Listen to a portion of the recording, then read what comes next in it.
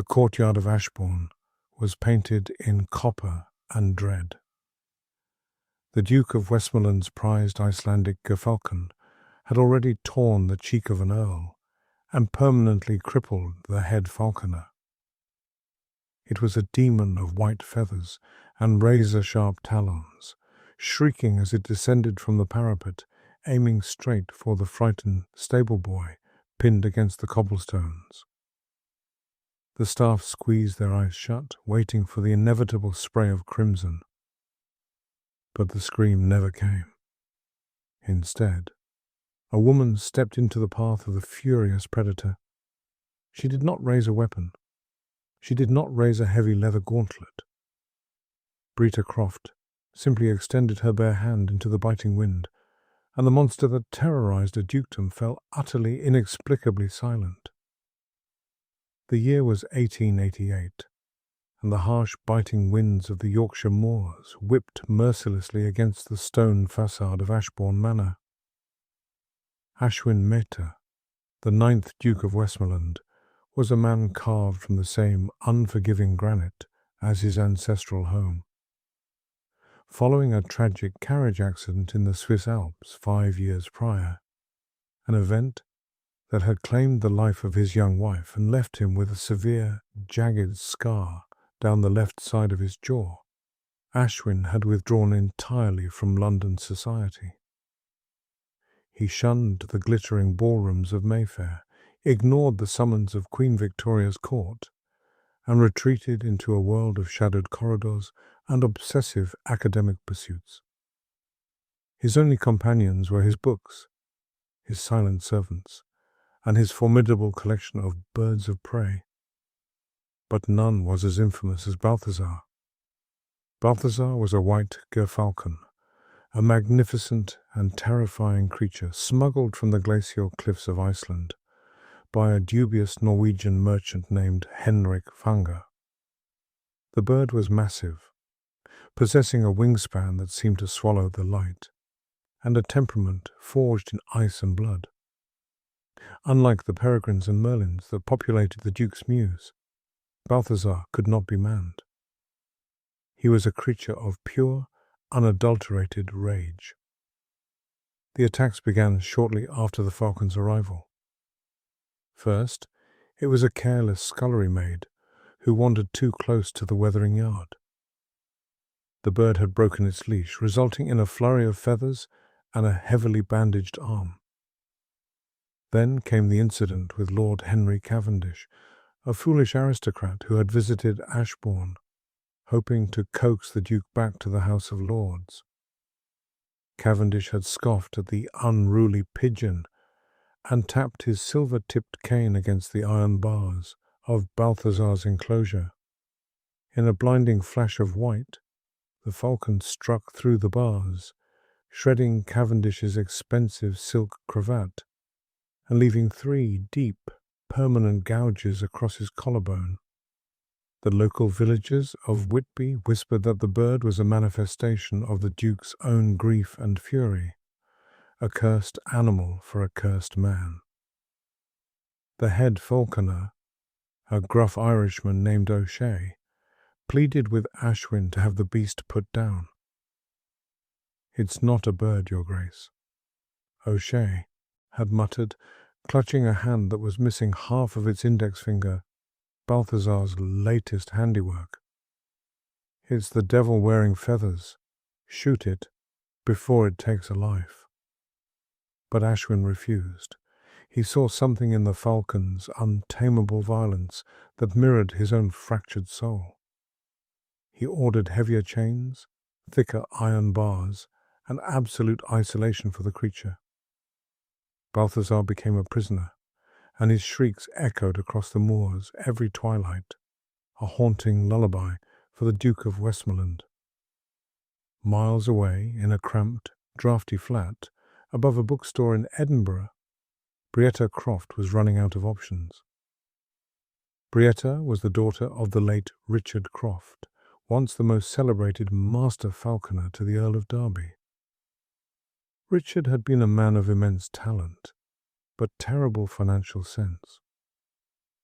When he died suddenly of consumption, he left Brietta with nothing but a mountain of debt, a collection of rare ornithological texts, and an unparalleled, instinctual understanding of raptors.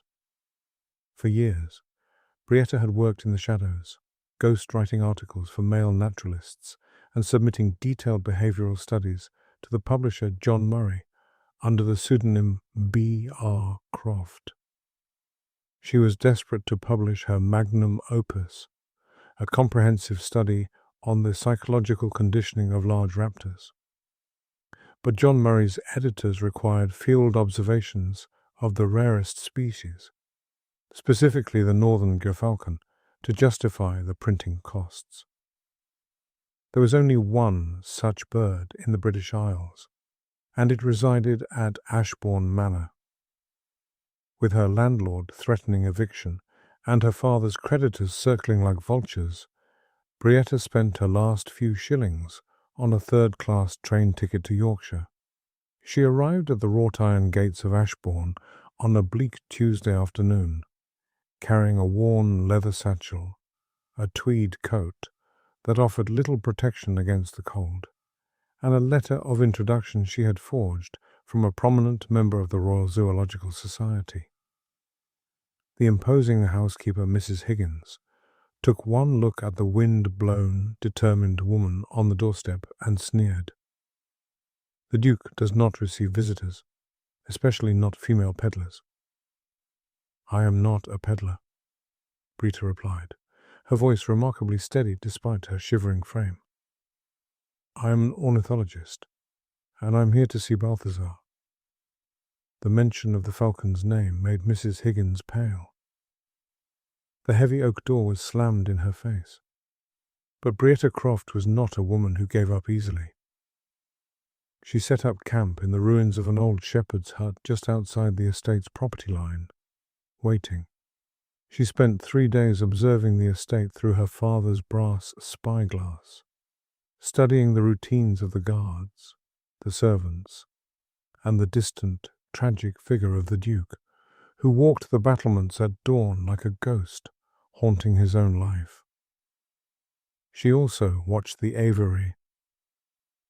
She saw the way the handlers approached Balthazar's enclosure, with sheer terror, brandishing heavy brooms and thick, reinforced leather shields, just to slide his raw meat through the slot. She saw the bird throwing itself against the iron, battering its own wings in a frenzy of trapped panic. They weren't feeding a bird, Brietta realized with a heavy heart. They were feeding a monster of their own making. The falcon wasn't just aggressive, it was driven mad by fear, isolation, and improper handling. On the 4th morning, a bitter frost coated the ground. Brietta was preparing to breach the perimeter wall when the frantic ringing of the estate's emergency bell shattered the silence. Through her spyglass, she saw the unthinkable. The heavy iron door of Balthazar's mews hung wide open, and the white demon was loose. Chaos reigned in the inner courtyard of Ashbourne. The groomsmen shouted, horses neighed in pure terror, and the estate hounds barked frantically from their kennels, though none dared approach the centre of the yard. Balthazar had managed to snap his weathered leather jesses. The massive Gyrfalcon was perched atop a stone gargoyle above the stables, his chest heaving, his dark eyes wide and wild.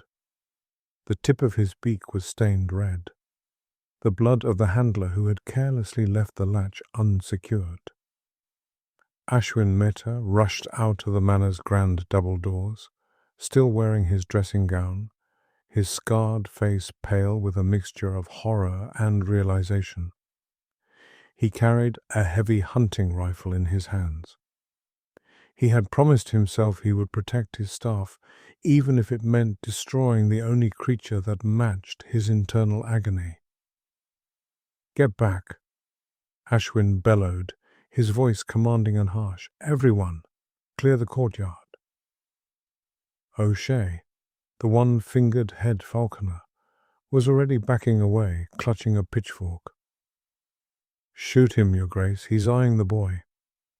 Trapped near the water trough, paralyzed by fear, was a young stable boy named Thomas. He had dropped his bucket, and the water was pooling around his boots. The boy was hyperventilating, his eyes locked on the massive bird of prey above him. Balthazar shifted his weight from one scaly foot to the other. Lowering his head, his wings half extended in a predatory mantle. The falcon was overwhelmed, overstimulated by the shouting and the sudden open space. In its panic, its instinct was to strike whatever was small and trembling. Ashwin raised the rifle, his hands shaking slightly. He sighted the bird, but the angle was terrible. If he missed, the bullet would ricochet into the stables. If he hit the bird, the heavy caliber would obliterate it. His finger hovered over the trigger. "Do not shoot." A sharp, clear voice rang out over the din. Every head turned. Brietta Croft had vaulted the low stone wall, separating the gardens from the courtyard, and was now striding directly into the danger zone. She had shed her heavy tweed coat, moving with a fluid, terrifying calmness. "Who the devil are you? Stop!" Ashwin shouted, lowering the rifle a fraction in sheer astonishment. "Are you mad? It will tear your face off." Brietta ignored the Duke entirely. She kept her eyes fixed firmly on the gargoyle, but importantly she did not look directly into Balthazar's eyes, a sign of a predator challenging for dominance. Instead, she looked at the bird's feet. "Quiet, all of you," Brietta commanded, her tone brooking absolutely no argument. "Drop the pitchfork. Lower the gun. You are terrifying him." "Terrifying him?" O'Shea scoffed, incredulous. "He's a bloody killer." "He is an animal, cornered in a world he does not understand," Brietta snapped, finally stopping a few yards from the trembling stable boy. She slowly extended her hand behind her back, gesturing for the boy to move. "Thomas, is it? Walk backwards, slowly.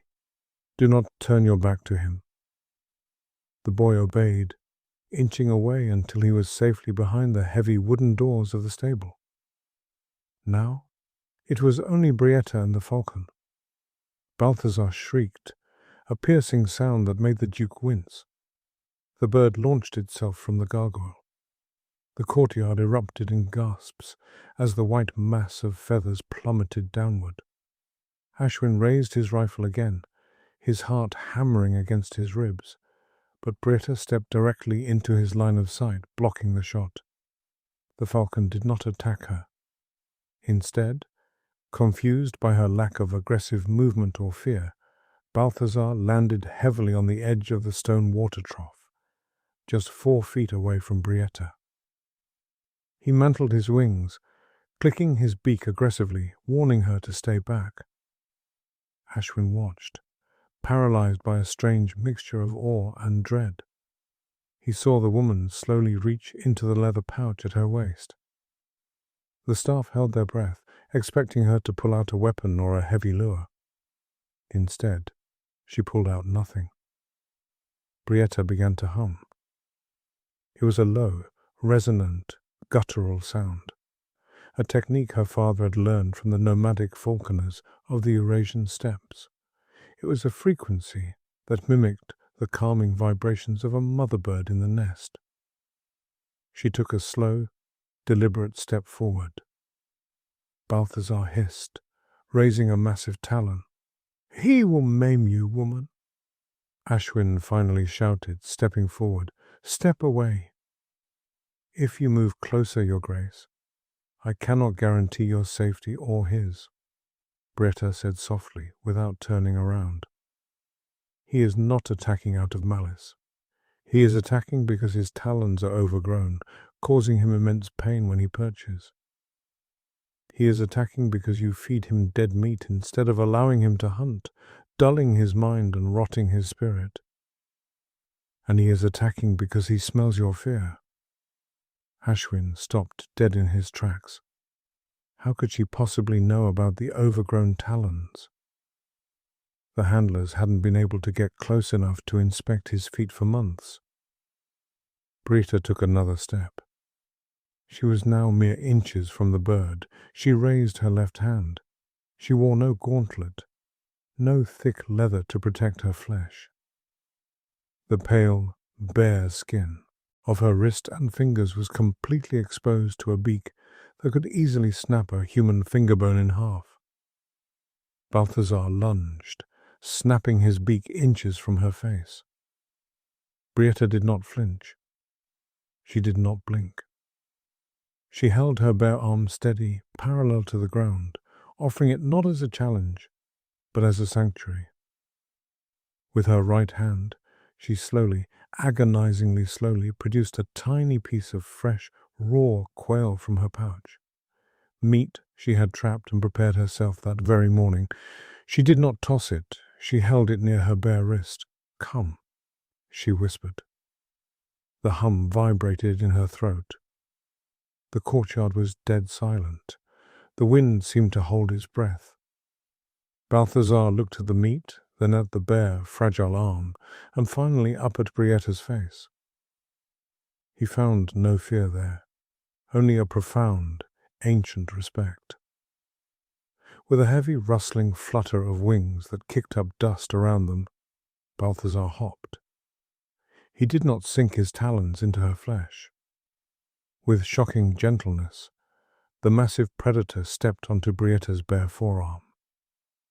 His sharp talons curled around her skin, gripping firmly but not piercing. Brietta let out a long, slow breath as the bird greedily took the quail from her fingers. The weight of him was immense, burning the muscles in her arm, but she held steady. Ashwin Mehta stood frozen, his rifle lowered, his eyes fixed on the impossible tableau. The beast that had conquered his estate, the monster that mirrored his own ruined heart, was sitting peacefully on the bare arm of a stranger. "Now," Brietta said, her voice strained under the bird's weight, turning slowly to face the Duke. "I believe we have a great deal to discuss, Your Grace." The library of Ashbourne Manor was suffocatingly grand, lined with towering mahogany shelves holding thousands of leather-bound volumes. The heavy velvet curtains were drawn, allowing only thin slices of pallid daylight to cut through the dust motes. Ashwin Mehta sat behind an enormous oak desk, staring at Brietta Croft. She sat opposite him, holding a cloth to a shallow, bleeding scratch on her left forearm. Balthazar had not meant to cut her when he eventually dismounted back into a secured travel box, but the sheer size of his talons made accidents inevitable. "You are either the bravest woman I have ever encountered, Miss Croft, or the most remarkably foolish," Ashwin said, his deep voice grating like stones rubbing together. He traced the edge of his facial scar, a nervous habit he deployed when agitated. "You trespassed on my property, bypassed my security, and risked your life." "I saved your bird's life, Your Grace," Brietta countered smoothly, adjusting her posture. "And I likely saved the life of your stable boy. I am not here for your gratitude, however. I am here for employment." Ashwin raised an eyebrow. "Employment? As what? My head falconer would sooner quit than take orders from a woman." "Then let him quit," Brietta replied sharply. "Mr. O'Shea is incompetent. He relies on brute force to manage an animal that requires intellect. The Gyrfalcon is from the Arctic, Your Grace. It thrives in open skies and biting cold, not locked in an iron cage like a Victorian criminal." She leaned forward, placing her hands flat on the desk. "My name is Brietta Croft. My father was Richard Croft." Recognition flickered in Ashwin's eyes. "Croft, the Earl of Derby's master falconer." He wrote the definitive text on the training of the golden eagle. He did, and I wrote the appendices. Brietta lied slightly. She had written the entire book, but society was not ready for that truth. I need access to Balthazar for my research. In exchange, I will man him. I will train him. I will turn your monster into a master of the skies, and I will do it without drawing another drop of innocent blood. Ashwin studied her. Beneath her dishevelled appearance and the dried mud on her skirt, there was a fierce, luminous intelligence. For the first time in 5 years, the Duke of Westmoreland felt a spark of genuine curiosity pierce through his profound depression. You handled him without a gauntlet, Ashwin mused, his gaze drifting to the bloodied cloth on her arm. Why? It was an unnecessary risk. It was entirely necessary, Brietta said softly. Balthazar associates the leather gauntlet with pain, with O'Shea's rough handling, and with captivity. When an animal expects pain, it preemptively strikes. I offered him my bare skin to prove I was vulnerable. Trust, Your Grace, can only be built when one is willing to be wounded. The words hung in the quiet library, striking a chord deep within Ashwin. He looked away, suddenly hyper-aware of his scarred face. The ultimate symbol of his own vulnerability, one he hid behind high walls and isolation. Very well, Miss Croft, Ashwin said abruptly, standing up. You have 1 month. You will have full authority over the aviary. But if Balthazar attacks another member of my staff, I will shoot him myself, and you will be thrown off the property. Thus began an unorthodox and intensely difficult partnership.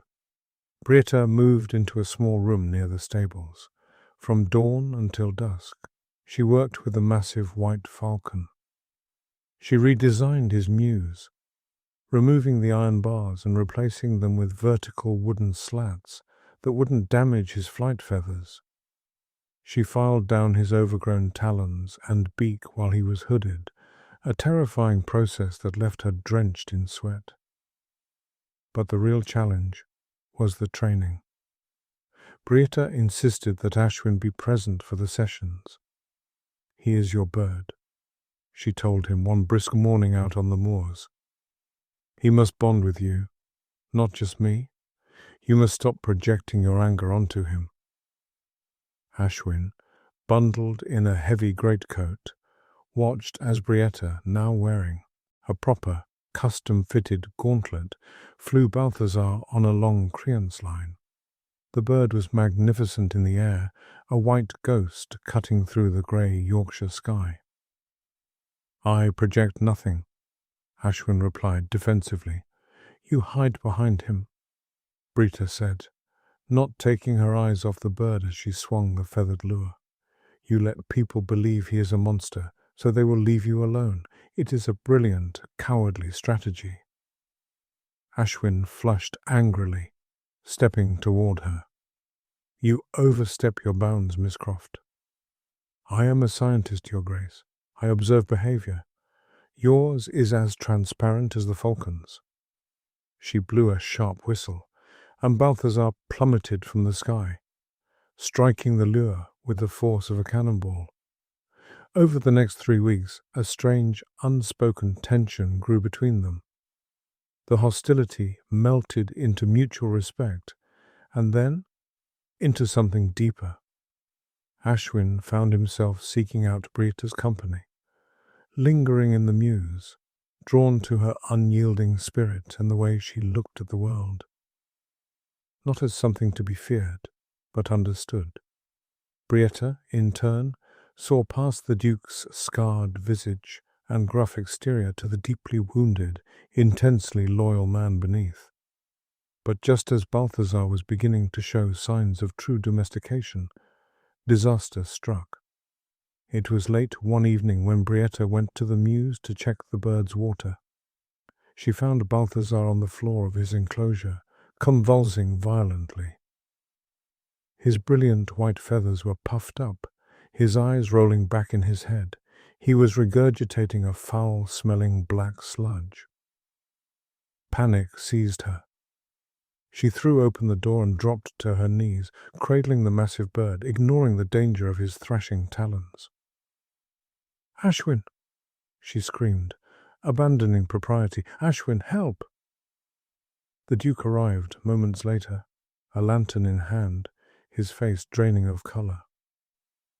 "What is wrong with him?" "He's been poisoned," Brietta gasped, her hands coated in the dark vomit. She quickly inspected the remnants of the raw meat in his feeding bowl. She rubbed a piece of the meat between her fingers, bringing it to her nose. Beneath the smell of iron and decay, there was a faint, metallic sweetness. "Lead acetate," she whispered, looking up at Ashwin with wide, horrified eyes. "Sugar of lead. Someone has been lacing his food."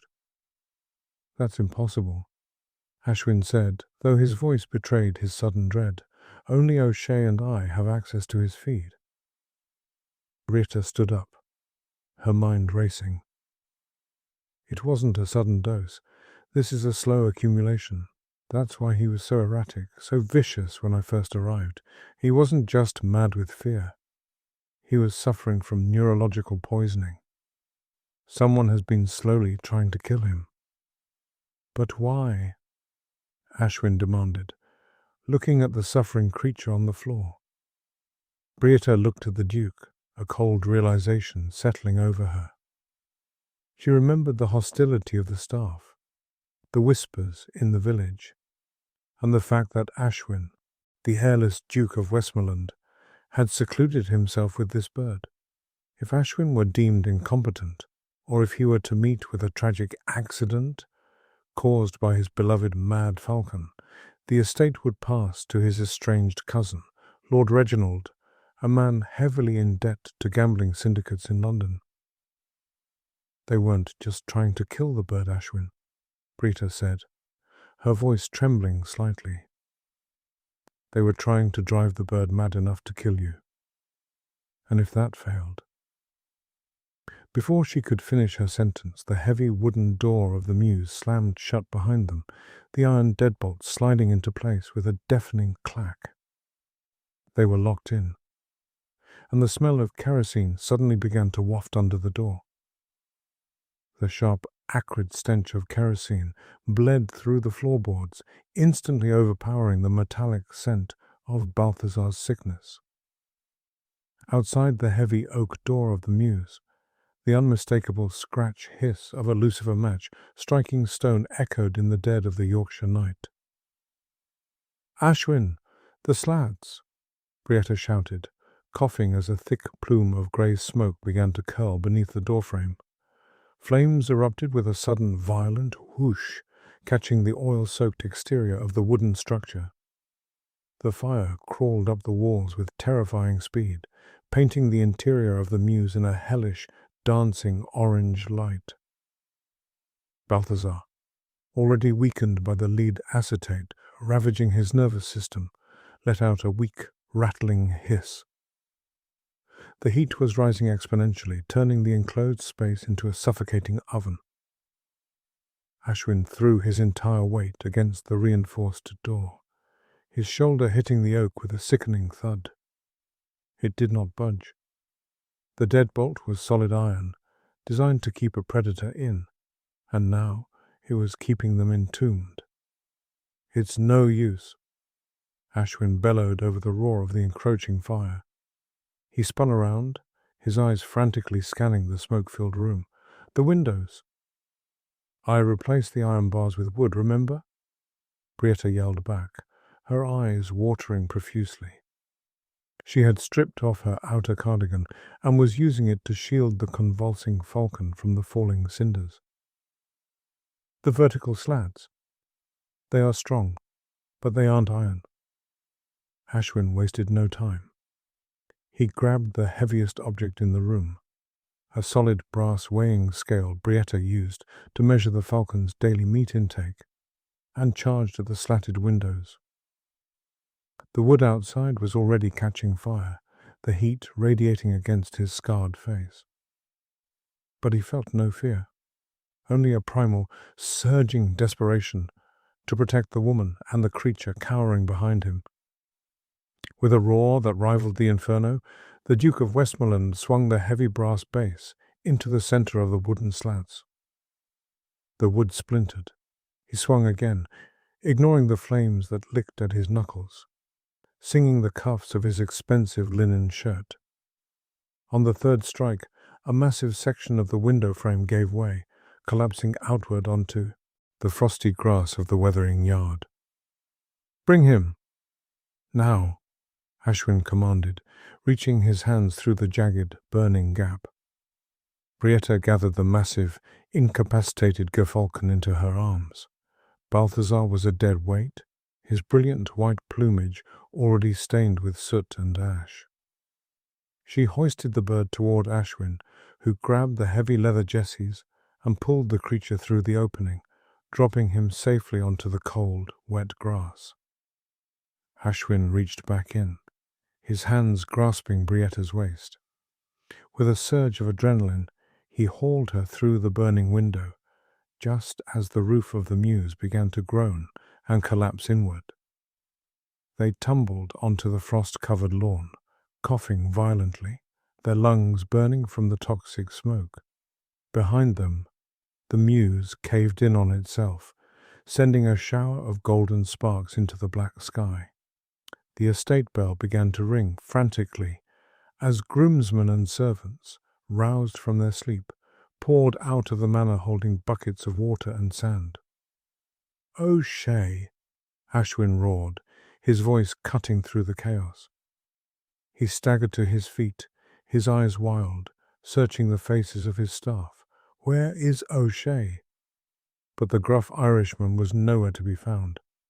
"Ashwin, forget him!" Brietta gasped from the ground. She was entirely focused on the bird. Balthazar's chest was barely moving. His eyes were closed, and a line of bloody froth bubbled at the edge of his curved beak. "He is dying. We need to get him to the kitchen immediately. I need charcoal, fresh milk, and raw eggs. Now." The Duke did not hesitate. He scooped the massive raptor into his arms, ignoring the residual heat of the bird's feathers and the foul substance dripping from its beak. He sprinted toward the manor, barking orders at the bewildered Mrs. Higgins, who stood frozen on the steps in her nightgown. "Clear the kitchen tables. Fetch the apothecary box. Move, damn you!" Ashwin thundered. For the next 4 hours, the grand kitchen of Ashbourne Manor became a makeshift veterinary hospital. Brietta worked with a frantic, focused precision. She crushed pieces of willow charcoal from the hearth into a fine black powder, mixing it with the milk and egg whites to create a binding agent for the heavy metals in the bird's stomach. Ashwin watched her, completely mesmerized. Her hands, covered in soot, blood, and charcoal, were astonishingly gentle as she forced a thin rubber tube down the great falcon's throat to administer the antidote. She didn't flinch when the bird weakly spasmed, her own safety entirely secondary to the life of the creature. As dawn broke, painting the Yorkshire moors in a bruised purple light, Balthazar finally stabilized. His breathing grew rhythmic, and the convulsions ceased. He lay exhausted on a bed of clean linens atop the butcher's block.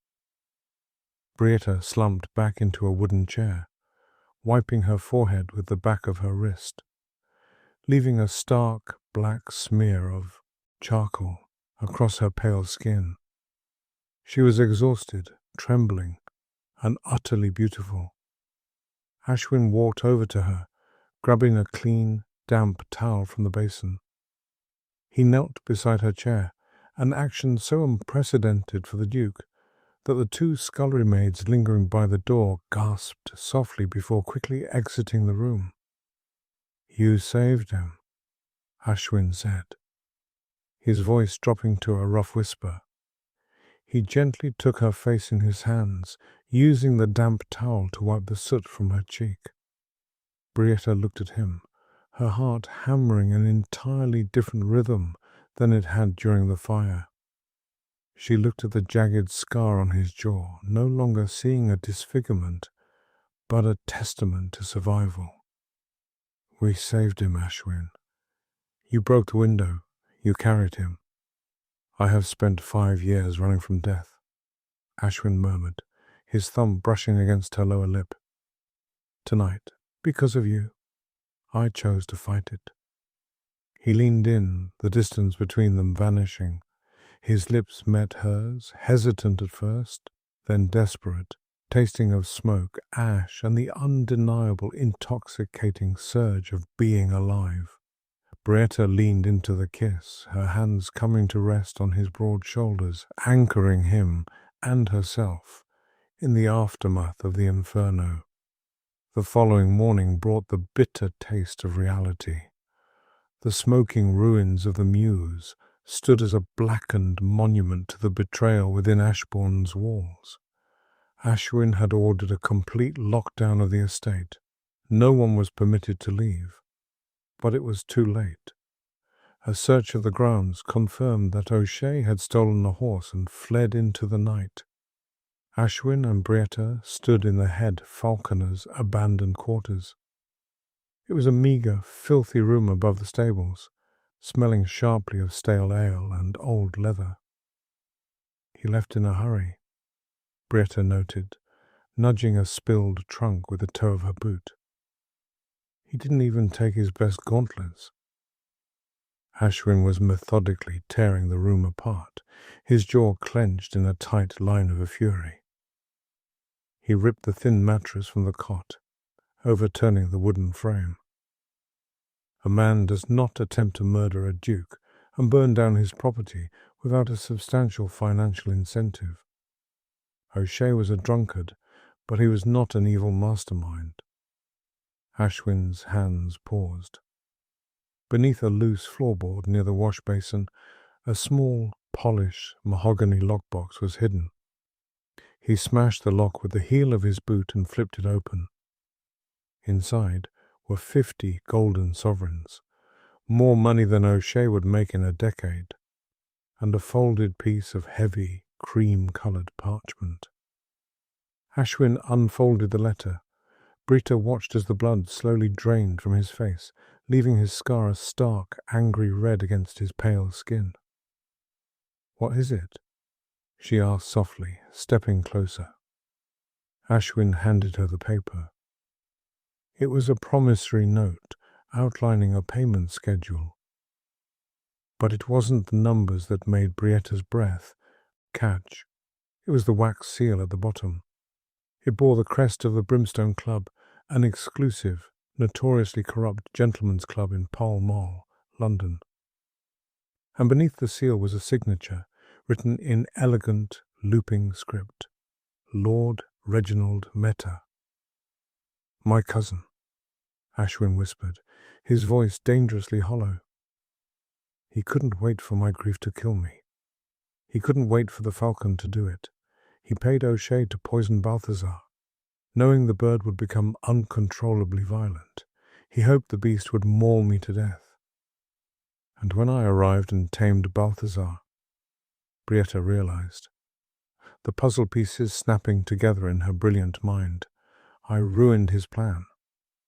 The bird was no longer a threat to you, so Reginald ordered O'Shea to burn us all alive." Ashwin turned away, gripping the edge of the windowsill so tightly his knuckles turned white. "Reginald is heavily indebted to the East End gambling syndicates, men who do not forgive debts. He needs the Ashbourne estate to liquidate his assets. He needs me dead." "What will you do?" Brietta asked, moving to stand beside him. Ashwin looked out over the moors.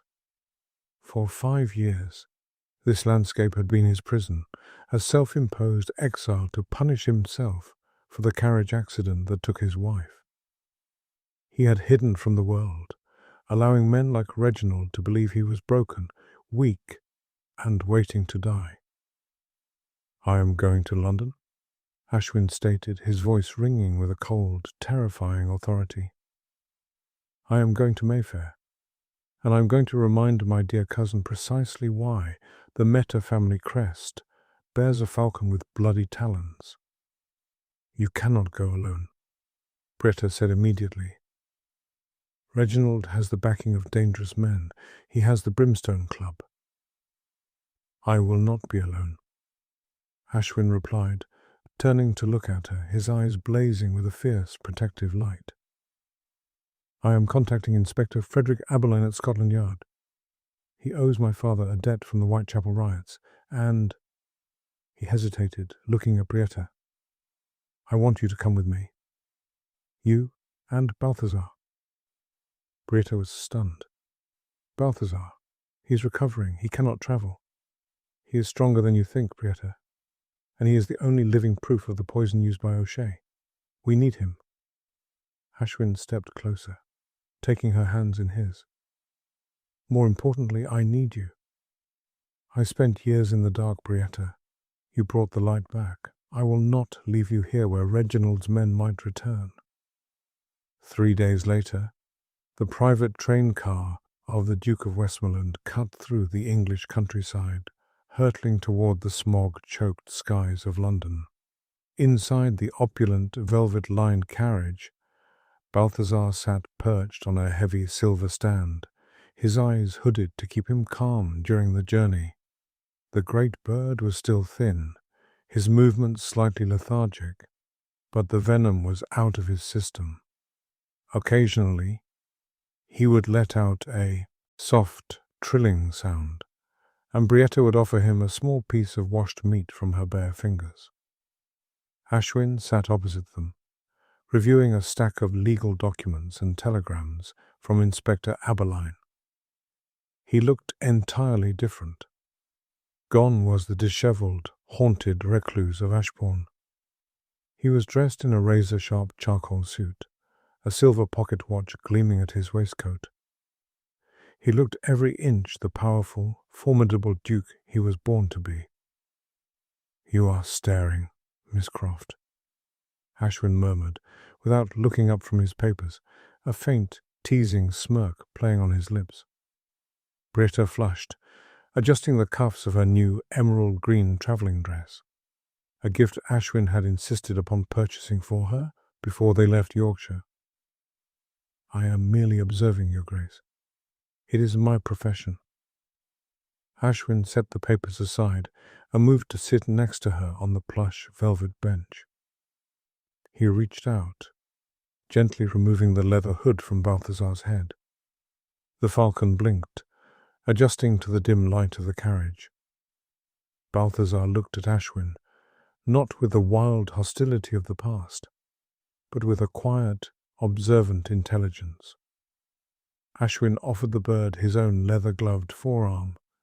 To Brietta's amazement, Balthazar stepped onto Ashwin's arm without hesitation, gripping the leather securely. "He trusts you," Brietta whispered, a smile spreading across her face. "He knows who saved him from the fire," Ashwin replied softly, his eyes shifting from the bird to Brietta. "And so do I." The train whistle shrieked, signalling their approach to King's Cross Station. The thick yellow fog of London began to swirl past the windows, obscuring the sun. They were entering the belly of the beast, the glittering ballrooms of Mayfair, and the dark alleys of the Syndicate awaited them. But as Ashwin Mehta took Brietta's hand, the Duke of Westmoreland felt ready to face the world he had abandoned. The hunt had begun. The smog of London in the winter of 1888 was a living, breathing entity. It was a dense, sulphurous yellow fog that choked the cobblestone streets of Mayfair, muffling the clatter of horse-drawn cabs and cloaking the gas lamps in a sickly, jaundiced halo.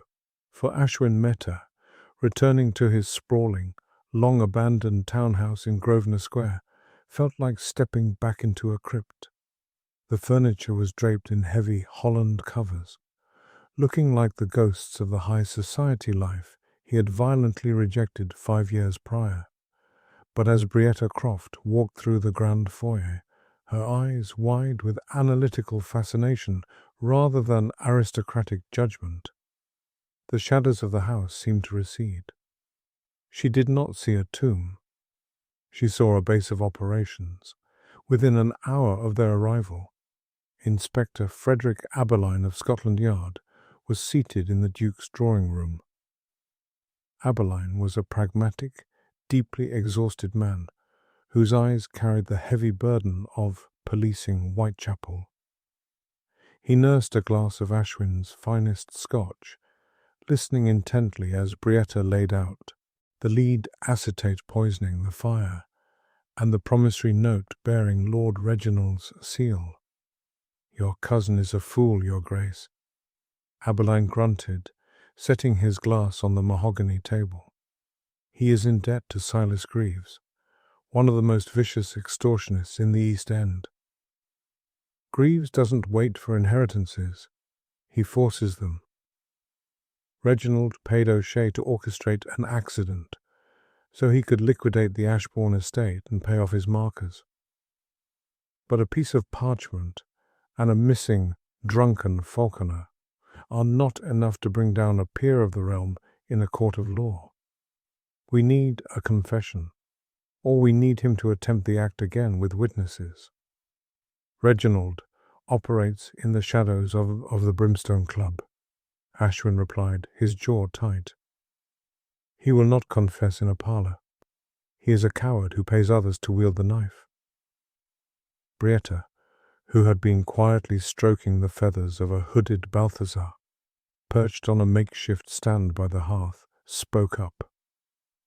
"Then we must draw him out with the one thing a desperate gambler cannot resist, a wager he believes he has already won." Her plan was as audacious as it was dangerous.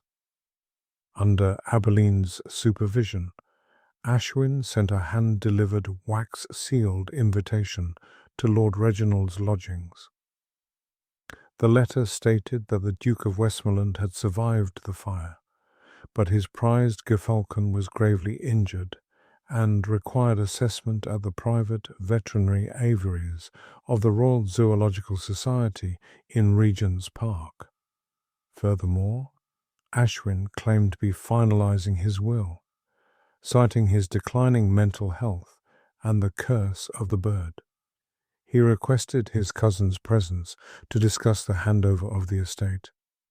It was a bait laced with everything Reginald desired: victory, the estate, and the opportunity to gloat over his broken cousin. The following midnight, the private aviaries at Regent's Park were eerily silent. The air was thick with the scent of damp earth, exotic foliage, and the rustling of 100 sleeping birds. Gaslight flickered through the iron and glass pavilions. Ashwin stood in the centre of the main atrium, wearing a heavy wool coat, leaning heavily on a silver-tipped cane he did not actually need. He was playing the part of the defeated recluse flawlessly, hidden in the dense shadows of the overarching palm ferns were Inspector Aberline and 4 armed constables, and waiting in a secondary enclosure, completely unseen, was Brietta. Beside her sat Balthazar, unhooded, his golden eyes sharp, his white feathers immaculately cleaned of soot. He was hungry, alert, and intensely focused on the leather pouch at Brietta's waist. The heavy iron doors of the pavilion creaked open. Lord Reginald Mehta stepped inside. He was a slender, sharp-featured man, clad in a tailored silk top-coat, exuding an air of unearned arrogance.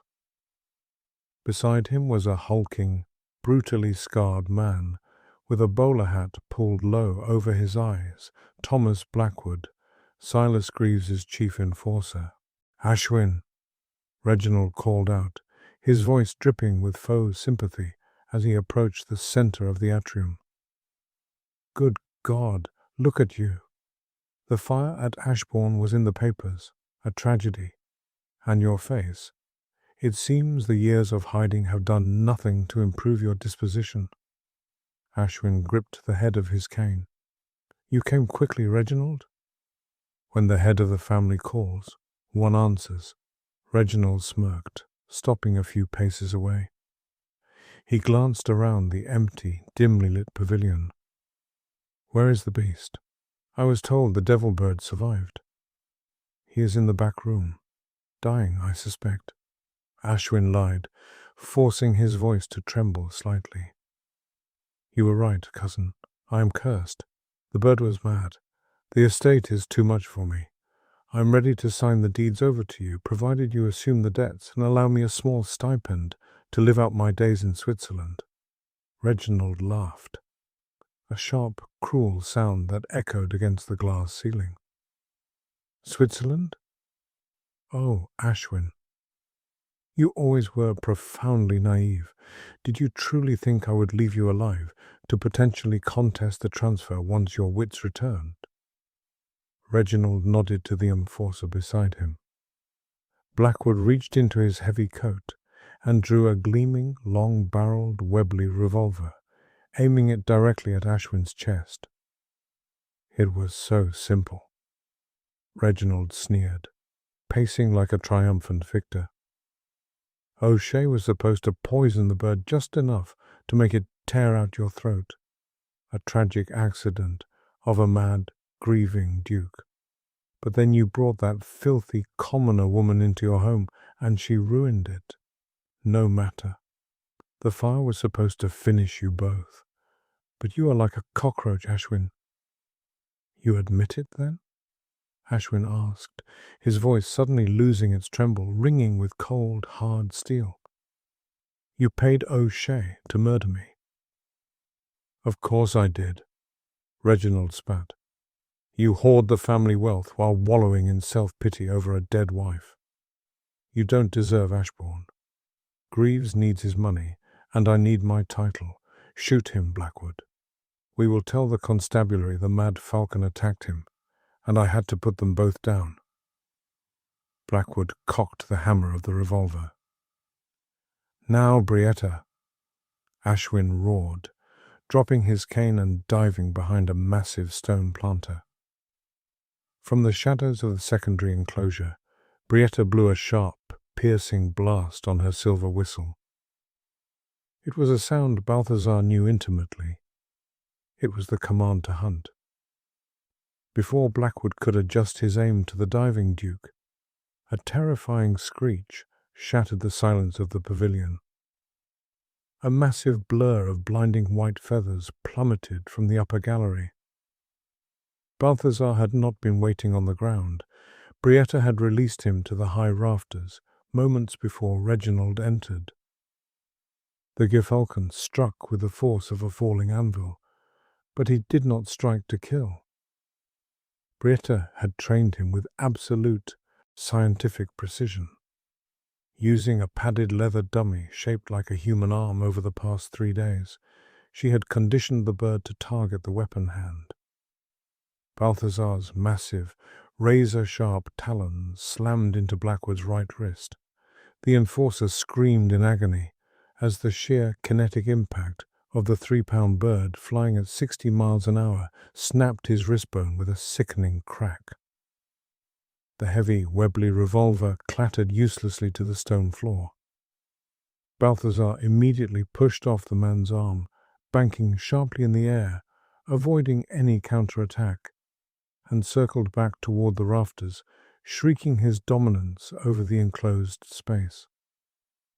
Reginald stumbled backward, his face drained of all color, his arrogant smirk replaced by sheer, unadulterated terror. He turned to flee toward the iron doors. "Stand fast, Lord Reginald," Inspector Abeline's voice boomed as he and his constable stepped out of the foliage, their own service weapons drawn and levelled at the 2 men. "I believe we have heard quite enough to secure a room for you at Newgate Prison." Blackwood collapsed to his knees, clutching his ruined wrist, while Reginald froze, raising his hands in defeat, his eyes darting frantically to the massive white predator circling above them. Ashwin slowly stood up from behind the planter, dusting off his coat. He walked over to the trembling Reginald, his scarred face looking terrifyingly majestic in the gaslight. "You forgot one crucial detail about the Mehta family crest, cousin," Ashwin whispered coldly. "The falcon never misses its mark." From the shadows, Brietta stepped forward, her arm extended. She wore no gauntlet. She blew a low, trilling note from her lips. Balthazar folded his wings and dropped gracefully from the ceiling, landing with a soft thud onto her bare forearm. He ruffled his feathers, utterly calm, gently accepting a piece of raw quail from her fingers. Abeline's men clamped heavy iron irons onto Reginald and Blackwood, dragging the sputtering, ruined aristocrat out into the damp London night. Ashwin walked over to Brietta. The adrenaline was still coursing through his veins, but as he looked at the woman holding the fierce predator, a profound, overwhelming sense of peace washed over him. "Are you injured?" Ashwin asked softly, his eyes scanning her face. Brietta smiled, her thumb gently stroking Balthazar's breast feathers. "I'm perfectly well, Your Grace, and Balthazar executed the maneuver flawlessly. He is quite the gentleman." Ashwin reached out, his bare hand gently covering hers as she held the falcon. "He is not the only one who has been saved by your hands, Brietta." 6 months later, the Yorkshire moors were bathed in the golden, forgiving light of early summer. The bitter frosts had retreated, replaced by blooming heather and the vibrant green of new life. Ashbourne Manor had fundamentally changed. The oppressive, heavy velvet curtains had been torn down, allowing sunlight to flood the grand hallways. The staff no longer walked on eggshells. Laughter could be heard from the kitchens, and the estate hounds ran freely through the courtyards. The most significant change, however, was the aviary. The blackened ruins of the old mews had been cleared away. In its place stood a magnificent, expansive weathering yard, designed by Brietta herself. It featured open-air flight pens, natural wooden perches, and completely eliminated the use of iron bars and heavy chains. It was a sanctuary of rehabilitation and study, not a prison. In the manor's sunlit library, Brietta sat at the great mahogany desk, reviewing the final galleys of her manuscript. It was a massive, leather-bound volume titled The Psychology of the Apex Predator, a treatise on humane falconry and raptor rehabilitation. And printed boldly on the title page, without a pseudonym, without her father's shadow, was her name, by Brietta Croft. The legendary publisher John Murray had initially balked at publishing such a comprehensive scientific text authored by a woman. But Ashwin had personally travelled to London, leveraging his immense social capital, and the highly publicised, sensational story of the Regent's Park trap to force Murray's hand. The resulting public fascination had led to thousands of pre-orders. Brietta Croft was no longer a destitute ghostwriter. She was the most talked-about ornithologist in the British Empire.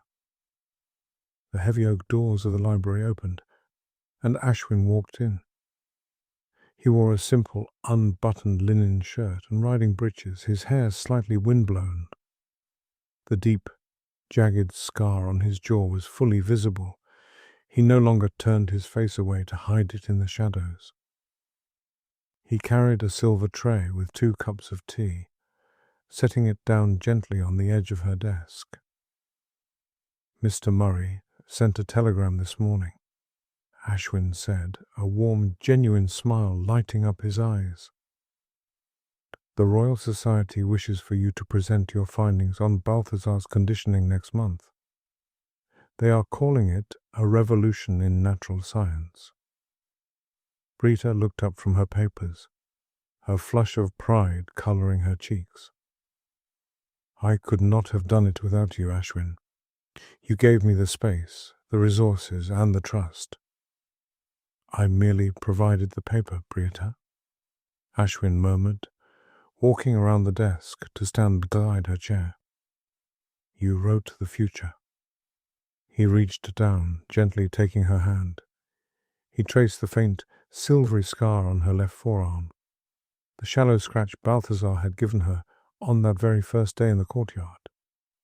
You told me once, Ashwin began, his voice dropping to a low, intimate timbre. That trust can only be built when one is willing to be wounded. You offered your bare hand to a monster to prove you were not a threat. Brietta looked up into his eyes, her breath hitching slightly at the intense, naked emotion she saw there. Ashwin knelt beside her chair, completely ignoring the aristocratic protocols he had been raised on. He took both of her hands in his. I have been a wounded man for a very long time, Brietta, he said, his thumb gently brushing over her knuckles. I built a fortress of anger and isolation to protect myself from the pain of living. I thought I was taming the world by shutting it out. But you taught me that we do not conquer the things we fear by putting them in cages. We conquer them by understanding them, by loving them. He reached into his waistcoat pocket and produced a small, beautifully carved wooden box. It wasn't velvet or gold. It was made from the salvaged wood of the old, burned mews, a symbol of what they had survived together. He opened it to reveal a stunning ring, set with a single, brilliant-cut diamond surrounded by small emeralds, reminiscent of the green dress she had worn on the train to London. Brietta Croft, Ashwin said, his voice thick with emotion. You are the bravest, most brilliant woman I have ever known. You tame the Falcon. Will you do me the profound honour of taking my hand and becoming the Duchess of Westmoreland? Tears pricked the corners of Brietta's eyes. She looked at the ring, then at the man offering it. He was laying his soul bare, just as she had laid her arm bare to the beast. I do not want to tame you, Ashwin, Brietta whispered, a radiant smile breaking across her face as she slipped her hand free to cup his scarred cheek. I just want to fly beside you. Is that a yes? Ashwin asked, a breathless laugh escaping his lips. Yes, Brietta breathed, leaning down to meet his lips. Yes, entirely. Outside the open library window, high above the rolling purple heather of the Yorkshire moors, a piercing, joyous cry echoed through the clouds. Balthazar, a magnificent flash of white against the blue canvas of the sky, caught a thermal updraft, soaring higher and faster than he ever had before. He was free, he was loved, and he was finally home. The legacy of the Duke and Duchess of Westmoreland became a testament to the power of understanding over brute force. Ashbourne Manor transformed from a fortress of sorrow into a sanctuary of learning, its aviary renowned across Europe for its revolutionary, humane practices. Balthazar, the white demon of the moors, lived a long, magnificent life, soaring freely under the vast Yorkshire skies, forever returning to the bare arm of the woman who had seen his pain. Brietta Croft did not merely tame a wild predator. She resurrected a broken man, proving that the most profound wounds, whether born on feathers or flesh, require patience, not cages, to heal. Their story, whispered in the hallowed halls of the Royal Zoological Society and the quiet corners of Mayfair, remains a breathtaking reminder that true love, like a falcon in flight, is wildly, unequivocally free.